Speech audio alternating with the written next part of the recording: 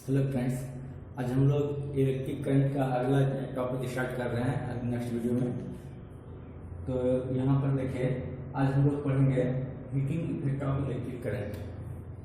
यानी कि electric current में जो इलेक्ट्रिक करंट के द्वारा कुछ हीट डेवलप होता है, कैसे होता है वो सब के बारे में। ठीक है, तो जैसे देखिए, आप लोग इलेक्ट्रिक आयरन यूज करते हैं या फिर आप इलेक्ट्रिक आयरन के अलावा हीटर वगैरह यूज करते हैं। वहाँ पर क्या है, आप बल्ब यूज करते हैं, सब heating effect of electric current ही है। ठीक है ना। तो देखिए वो होता क्या है। सबसे पहले what is heating effect of electric current. ठीक है ना। When electric current is pass through a conductor, heat is produced in the conductor. This effect is called heating effect of electric current. ठीक है ना। जब हम लोग कंडक्टर के थ्रू इलेक्ट्रिक करंट पास कराते हैं, ठीक है, तब क्या होता है, हीट प्रोड्यूस होता है। और यही फिनोमेना क्या है, heating effect of electric current. ठीक है। तो नेट पर अब क्या है, ये हीट आता कैसे है, कैसे हीट डेवलप होता है। ठीक है ना। तो इसका रीजन क्या है, जैसे हम लोग पोटेंशियल डिफरेंस डेवलप कराते हैं किसी कंडक्टर के अक्रॉस, तब क्या होता है, उसका फ्री इलेक्ट्रॉन्स ड्रिफ्ट वेलोसिटी के साथ मूव करना स्टार्ट होता है। किसके साथ, ड्रिफ्ट वेलोसिटी के साथ मूव करना स्टार्ट होता है और इलेक्ट्रिक करंट वहां पर स्टैब्लिश हो जाता है। ठीक है ना। इलेक्ट्रिक करंट स्टैब्लिश हो जाता है। तो ड्रिफ्ट वेलोसिटी में क्या होता है, इलेक्ट्रिक नेगेटिव आयन जो कि यहाँ पर इलेक्ट्रॉन्स होता है, फ्री इलेक्ट्रॉन्स, वो कोलाइड करता है पॉजिटिव चार्ज के साथ, पॉजिटिव आयन्स के साथ। ठीक है ना। तो इस कोलिजन में काइनेटिक एनर्जी एक दूसरे को ट्रांसफर कर देता है। इलेक्ट्रॉन्स जो है वो पॉजिटिव आयन के साथ, यानी प्रोटॉन वगैरह के साथ वो कोलाइड कराता है। जैसे कोलाइड करेगा तो फ्री इलेक्ट्रॉन्स अपना काइनेटिक एनर्जी ट्रांसफर कर देता है पॉजिटिव आयन्स को। ठीक है ना, जो कि जिसके साथ वो कोलाइड करता है। तो कोलाइड करता है पॉजिटिव आयन के साथ। उसके रिजल्ट में क्या आता है, कंडक्टर का टेम्परेचर इंक्रीज कर देता है, काइनेटिक एनर्जी ट्रांसफर होता है, बढ़ रहा है। तो क्या होता है, टेम्परेचर बढ़ जाता है। जब टेम्परेचर बढ़ जाता है तो वहीं से मतलब हीटिंग स्टार्ट हो जाता है। ठीक है ना। और ये कंडक्टर सबसे पहले इलेक्ट्रिक करंट स्टैब्लिश हुआ, फिर क्या हुआ, फ्री इलेक्ट्रॉन्स मूव करना स्टार्ट किया ड्रिफ्ट वेलोसिटी के साथ। जब ड्रिफ्ट वेलोसिटी के साथ मूव किया तो करंट स्टैब्लिश हुआ। इस दरमियान क्या हुआ, इलेक्ट्रॉन्स कोलाइड कराया पॉजिटिव आयन के साथ। इलेक्ट्रॉन्स अपना काइनेटिक एनर्जी ट्रांसफर कर दिया पॉजिटिव आयन्स को, और यहाँ पर से टेम्परेचर इंक्रीज करना स्टार्ट हो गया है। ठीक है ना। यहाँ पर क्या होता है, फ्री इलेक्ट्रॉन्स अपना एनर्जी लूज करता है, जो कि हीट में कन्वर्ट होता है। यही रीजन है हीटिंग इफेक्ट का। इलेक्ट्रिक करंट के द्वारा हीट कैसे डेवलप होता है, यही रीजन है। आप चाहे जिसको नोट कर लें। ठीक है ना। तो अब हम लोग नेक्स्ट में अब देखते हैं कि हीट प्रोड्यूस कितना होता है और कैसे हम लोग कैलकुलेट करते हैं। ठीक है। ठीक है ना। अब हम लोग देखते हैं हीट प्रोड्यूस कितना होता है। ठीक है। तो हीट प्रोड्यूस कितना होता है, कैसे निकालते हैं। ठीक है ना। तो ये कैसे निकालते हैं, ये जूल साहब ने निकाला था, और ये उनका एक्सपेरिमेंट बताता है कि यदि किसी कंडक्टर के थ्रू आई करंट फ्लो कर रहा है टी टाइम के लिए, और कंडक्टर का रेजिस्टेंस आर है, तो वहां पर हीट प्रोड्यूस जो होगा वो आई स्क्वायर आर टी होगा। ये उनका एक्सपेरिमेंटल रिजल्ट है। ठीक है ना। क्या एक्सपेरिमेंटल रिजल्ट है, और इसका यूनिट यहाँ पर हम लोग जूल्स लिखते हैं, क्योंकि जूल्स के नाम पर ही पड़ा है ये यूनिट। ठीक है ना, joule.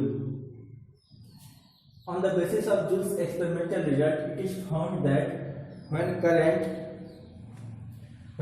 I ampere flows through a conductor of resistance R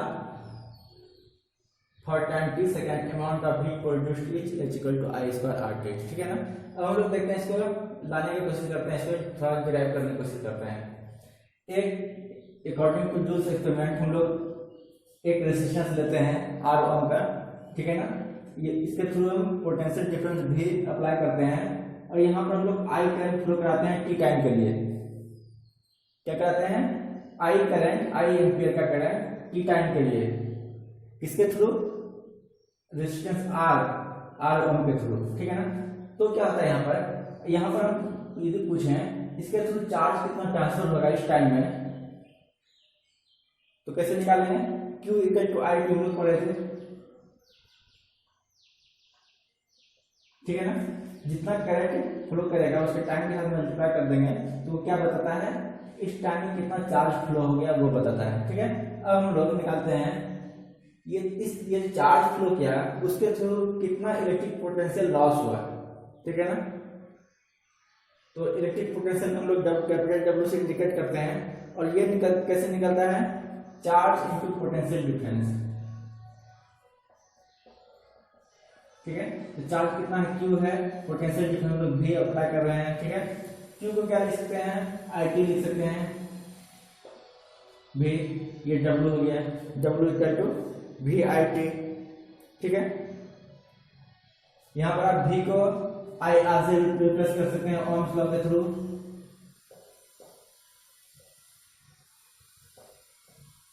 ये कहां से आया? ओम्स लॉ से, ठीक है। आप इसको लिख सकते हैं I² RT, ऐसे भी लिख सकते हैं, ठीक है ना। और यदि इलेक्ट्रिक पोटेंशियल एनर्जी कन्वर्ट हो जाता है हीट में, जो भी इलेक्ट्रिक पोटेंशियल एनर्जी क्रिएट हो गया यहाँ पर लॉस हो गया वो किसमें कन्वर्ट हो जाता है? हीट प्रोड्यूस जो होता है उसमें, ठीक है ना। तो इसको आप लिख सकते हैं H equal to W equal to I² RT, ये भी लिख सकते हैं, ठीक है। और इसको अलग अलग फॉर्म में भी आप लिख सकते हैं, जैसे कि H इक्वल टू एक बार क्या आ गया? VIT यहाँ से, ठीक है। V को यहाँ पर ओम्स लॉ से रिप्लेस करते हैं तो हो जाएगा I² RT, ये भी लिख सकते हैं। सबका यूनिट जूल ही होगा, ठीक है ना। अब जूल से कैलोरी में कन्वर्ट करना चाहते हैं तो 1 कैलोरी इक्वल टू होता है 4.2 जूल, आप यहाँ से कन्वर्ट भी कर सकते हैं, ठीक है ना। और यही इक्वेशन जो है ये क्या कहलाता है? जूल्स लॉ ऑफ हीटिंग,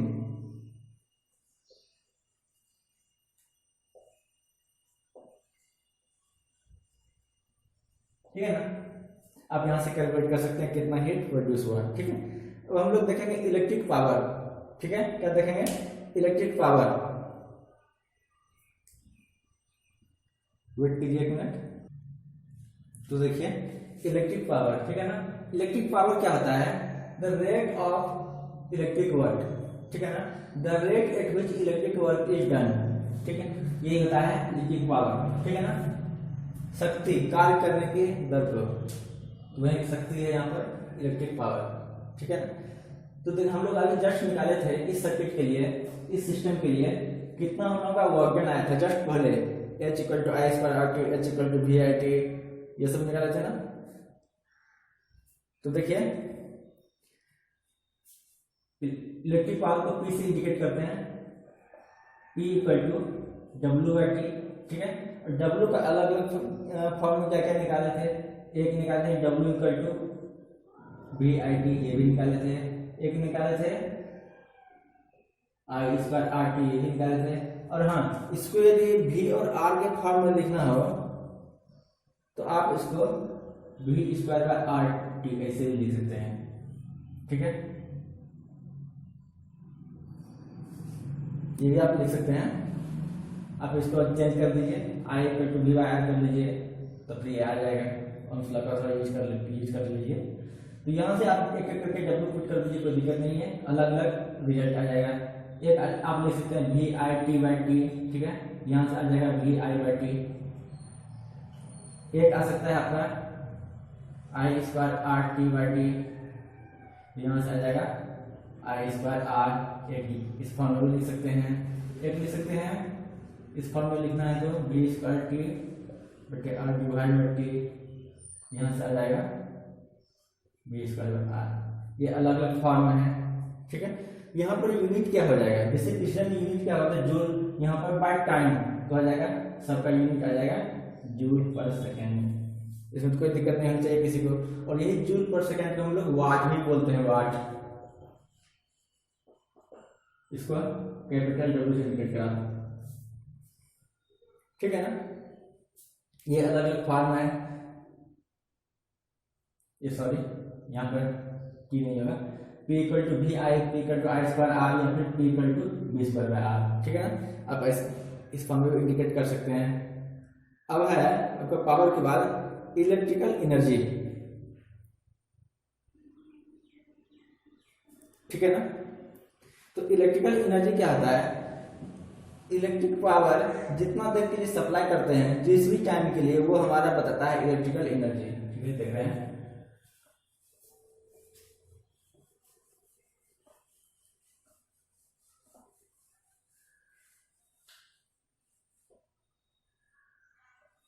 एक मिनट मैं इसको लिख लेता हूं, ठीक है फ्रेंड्स। देखिए इलेक्ट्रिकल एनर्जी अभी बताया ना, इलेक्ट्रिकल एनर्जी क्या हो गया, work done for a given time, जो भी वर्क डन होगा और जितने देर का टाइम के लिए हम लोग वर्क डन करेंगे उसका मल्टीप्लिकेशन, ठीक है ना। द इलेक्ट्रिक वर्क डन और energy supplied by given voltage source for given time, ठीक है ना।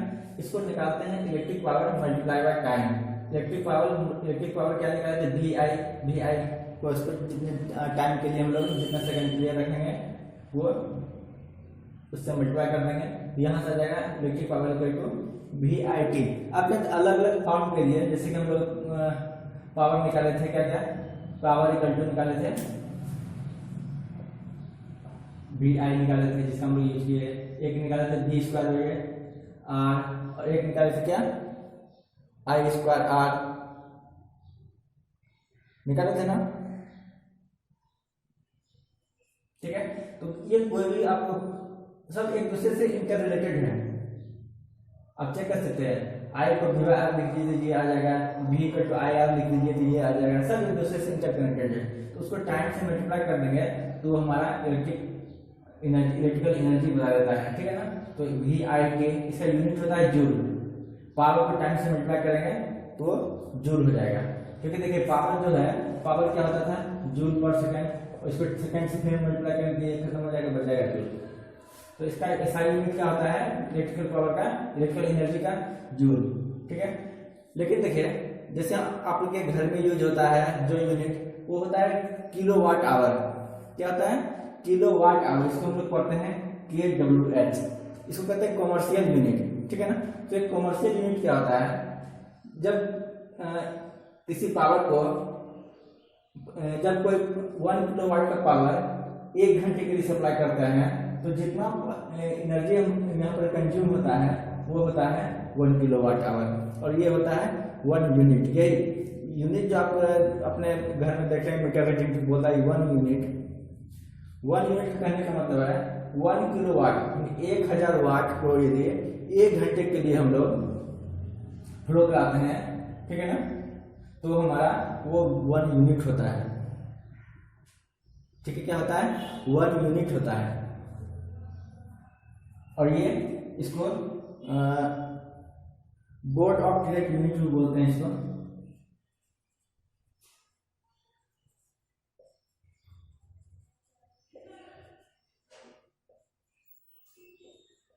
बोर्ड ऑफ डायरेक्ट यूनिट बोलते हैं किलोवाट आवर को, ठीक है ना। तो यहाँ से आ जाएगा E equal to V I T, E equal to V square T by R I square R T, ठीक है। देखिए इसका यूज कहाँ का बता देते हुए हम, एप्लीकेशन कहाँ का होता है। तो इनकैंडेसेंट बल्ब में जो हम आप लोग बल्ब पीला टाइप का जो बल्ब होता है वहाँ पर उस जिसमें फिलामेंट रहता है टंगस्टन का, वहाँ पर हम लोग यूज करते हैं। या फिर आपका फ्यूज वायर जो लगा रहता है उसमें भी heating effect of electric current के कारण वहाँ पर वो मेल्ट कर जाता है, एक्चुअली इसका मेल्टिंग पॉइंट कम होता है इसलिए वो मेल्ट कर जाता है, ठीक है ना। और हम लोग इसका यूज हीटर में करते हैं, इलेक्ट्रिक आयरन में करते हैं, ये सब जगह पे heating effect of electric current का एप्लीकेशन आता है, ठीक है। एक छोटा सा हम लोग एक क्वेश्चन देखते हैं। क्वेश्चन में बोल रहा है कि बल्ब पर मार्क क्या हुआ है। अब कोई भी बल्ब खरीद के लाएंगे उसमें लिखा रहेगा इसका रेजिस्टेंस इतना है, इसका वोल्टेज इतना है, इस तरह से। हाँ तो फ्रेंड देखिए, इसके न्यूमेरिकल में एक ये आपको होमवर्क दे रहा हूँ, ठीक है ना। इसमें क्या है, दो रेजिस्टेंस दिया हुआ है, दो रेजिस्टेंस, इसमें कि एक का 1 ओम है, दूसरे का 12 ओम है, और इसके थ्रू कितना पावर डिसिपेट होगा 8 ओम के through. Power dissipated in 8 ohm resistor is 9 watt. Then what is the power dissipated in 12 ohm resistance? ठीक है ना। आप ये क्वेश्चन बनाएंगे और आप इसका डिटेल आंसर मेरे YouTube चैनल के कमेंट बॉक्स में जाकर करेंगे, और मेरा YouTube चैनल है प्रयास ऑनलाइन स्टडी पॉइंट, ठीक है। जो आपको जिस वीडियो में भी जहां पर भी कुछ भी दिक्कत होता है पूछने में ना हिचकिचाएं, ठीक है ना। और वीडियो अच्छा लग रहा है तो आप चैनल को सब्सक्राइब करें, लाइक करें और अपने फ्रेंड्स ग्रुप में शेयर करें, और साथ में लेटेस्ट वीडियो के लिए बेल आइकन प्रेस करना ना भूलें, ठीक है ना। तो एक क्वेश्चन मैं होमवर्क दिया हूँ, और इसके अलावा एक क्वेश्चन मैं बता रहा हूँ, अभी एक न्यूमेरिकल बता रहा हूँ, ठीक है ना।